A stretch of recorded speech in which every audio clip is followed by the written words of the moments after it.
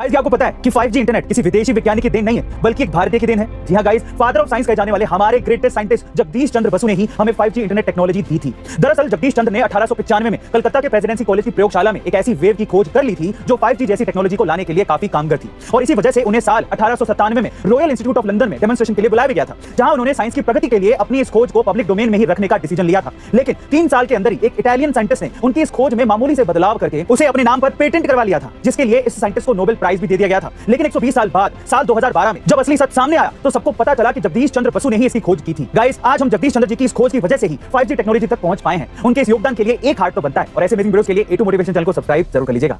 एक बार Albert Einstein हवाई यात्रा कर रहे थे तो उन्होंने अपने बगल में बैठे एक भारतीय से पूछा कि क्यों ना इस सफर में एक दूसरे से सवाल जवाब किए जाएं, जिसमें मैं तुमसे एक सवाल पूछूंगा, अगर तुमने उसका जवाब नहीं दिया तो तुम्हें मुझे इसके बदले $5 देने होंगे और फिर तुम मुझसे सवाल पूछना और अगर मैं उसका जवाब ना दे पाया तो मैं तुम्हें $500 दूंगा। अब भारतीय ने कहा पूछो।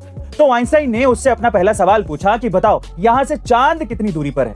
अब इस बात का जवाब इंडियन को नहीं पता था तो उसने अपनी जेब से $5 निकालकर आइंस्टाइन को दे दिए।